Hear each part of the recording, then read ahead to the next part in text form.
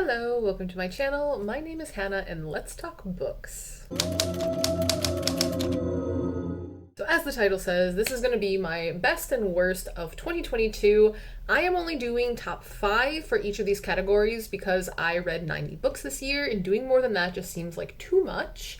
And also keep in mind, I am basing this completely on ratings. I am not doing this based on how I feel right now, although my top 3 of the best definitely are solid. Like, those definitely would never change.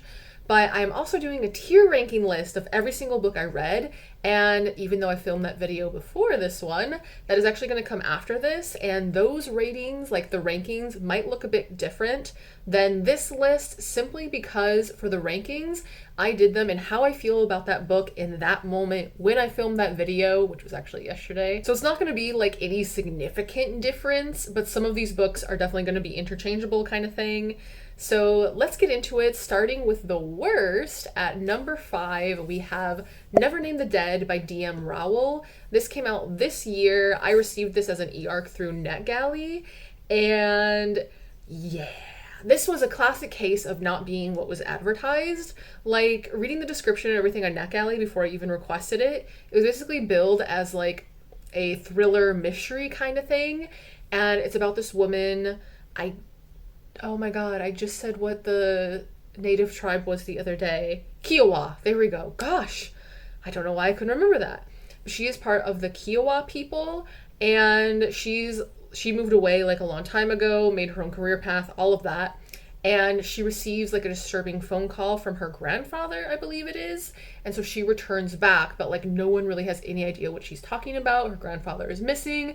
And there's several other mysteries going on altogether. There's like 3 total. And at the end, only one of them is answered. And the other 2 just kind of disappear into the ether. And it's just like, what? It just really wasn't what it said it was going to be, and the only part that I enjoyed was learning about the Kiowa culture. The rest of it was just so redundant and just repeated itself over and over and over again. Number 4, and definitely the winner for the worst cover I've seen this year, is The Masker by Tori Peters. This is the author of Detransition Baby, so this is something that she wrote a few years before that one. This came out in 2016 and self-published because she would write like some shorter stories. And Ori is bullying Torty. Had to go take care of that real quick. What was I saying? Oh yeah, okay. This book, it's not it. It says some really, really fucked up stuff about cis women, and there he goes again. Once again. Anyway, this book says some really bad things about cis women, and it's just the thought process of the main character is so unhealthy, and I mean, that's not inherently bad. Like, obviously it's a complex character and everything. The things it says are just not the greatest. This needed an editor for sure. Like, it literally was written as if someone just wrote it all at once and never looked at it again before publishing it kind of thing. So this was just not an enjoyable read. At number 3, we have Dark Neighborhood by Vanessa. I apologize for this last name pronunciation. Anumezi? I am not sure if that is correct. This came out in 2021, and I literally can't tell you anything about this book because I don't remember it. I received this at a book swap at the beginning of the year. It was basically like you just take all the books you don't want, and everyone just set theirs out on the table, and people would just kind of like peruse through and grab whatever they wanted kind of thing. That was also where I got The Masker, actually, and so 2 of those ended up on my worst books of the year list. That's pretty crazy. The only thing I remember from this is that sentences weren't said in like the correct order. Like, I remember there was one part of the book where a character actually comments like, oh, that sentence was like correct, like it was grammatically correct, the words were all in the right order. And so it was just very, very tough to read and not fun at all. But I can't tell you anything about the plot. I don't remember any of the characters or anything like that at all. So very, very forgettable book. For number 2, we have A Blast from the Past with Ghost Stories of Henry James, obviously by Henry James. This originally came out in 1898.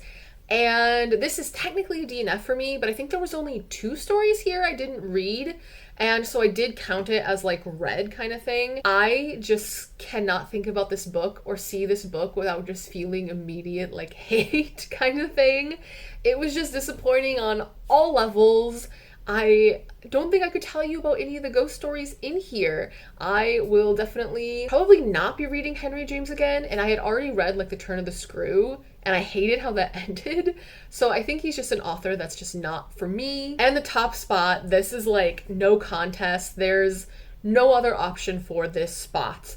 Definitely The Little Red Phone by Henry Kane. This came out in 1982, and I was only the second person to rate it on Goodreads, kind of thing. There's not a lot of information about this book, and I got this at San Francisco Book Company here in Paris. It's a used bookshop, and I pretty much held on to it for almost a year because I wanted to read it during like the spooky season and do like a reading vlog for it, which I think it's one of my funniest reading vlogs because like this book just goes fucking bonkers and not in a good way. So definitely check that out if you want to see more like in depth and see my reactions to things happening in the book, because it gets completely fucking ridiculous. But this was 100% 1 star. Would rate it 0 stars if I could, kind of thing. And like the title and description make it seem so intriguing, but it's 100% a bamboozle. And there's so many content warnings. I really am not going to get into it here, but like I guess this author, he wrote like a million like detective, New York detective kind of novels kind of thing.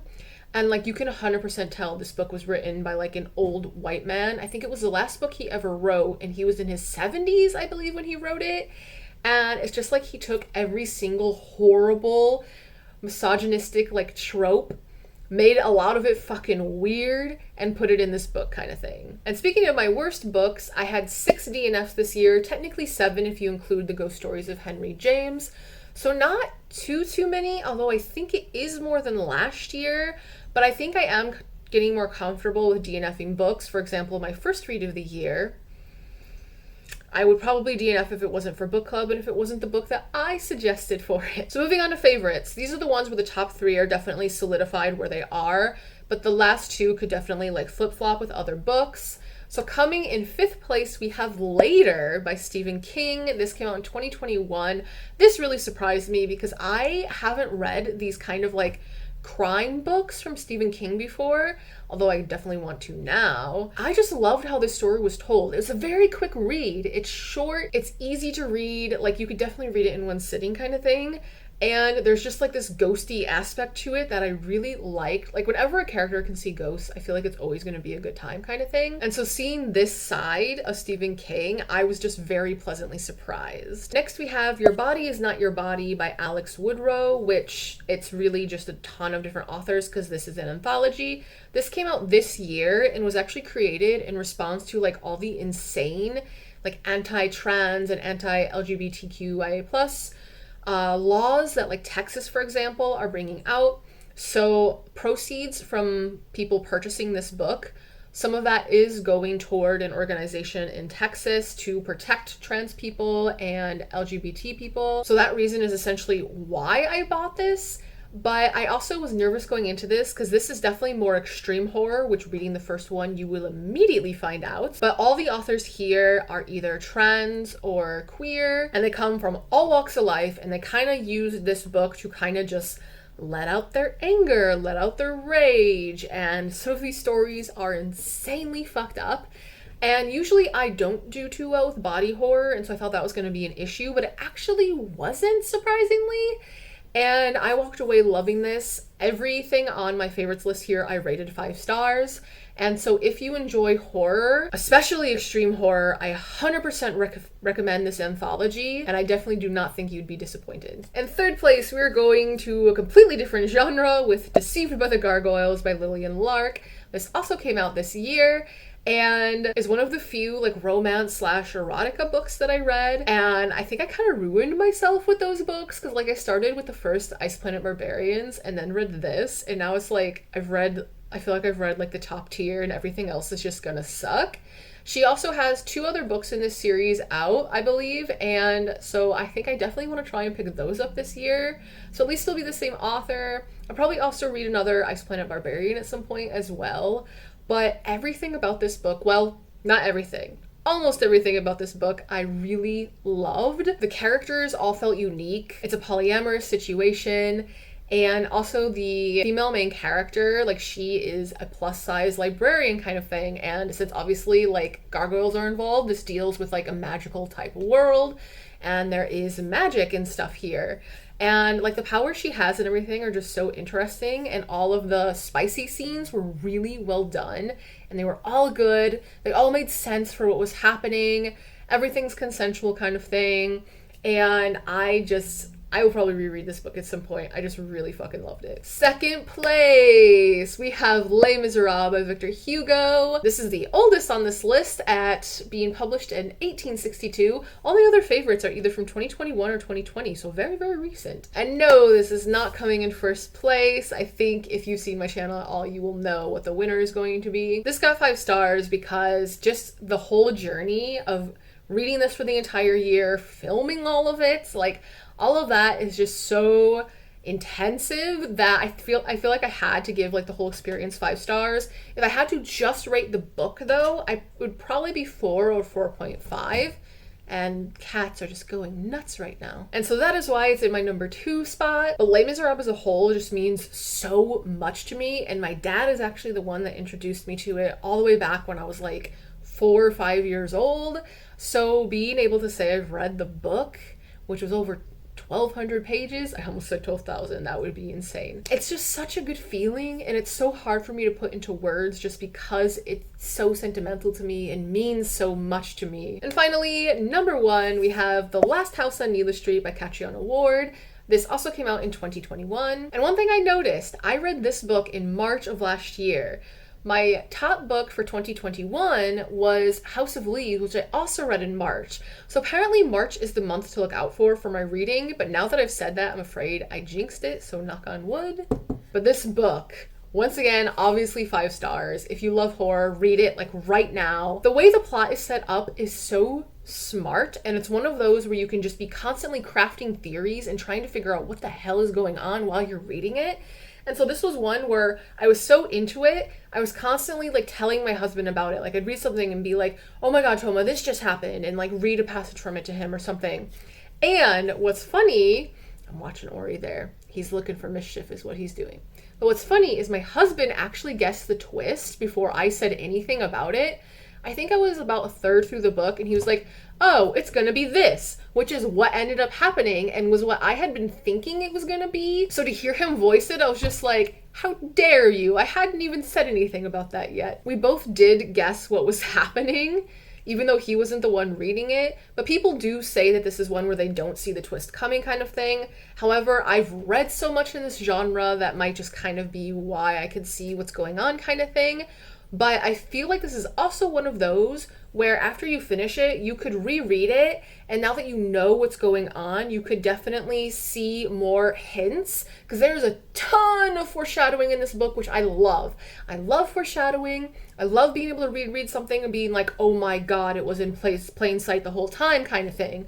Like that just really gets me. I love stuff like that. Being able to figure out kind of the mystery within the mystery with the book is just so much fun.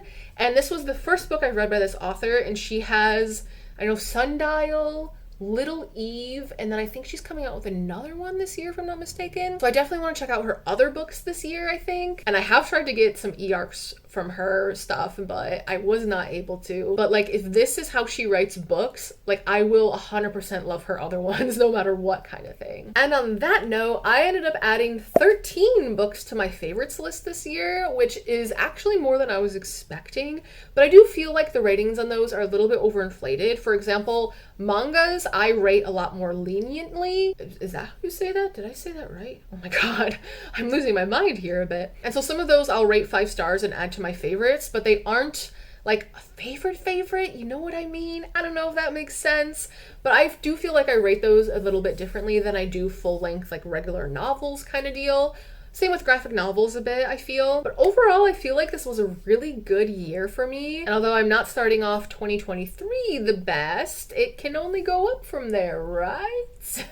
So as always, thank you for hanging out with me. It is greatly appreciated. And until next time, bonne journée and au revoir.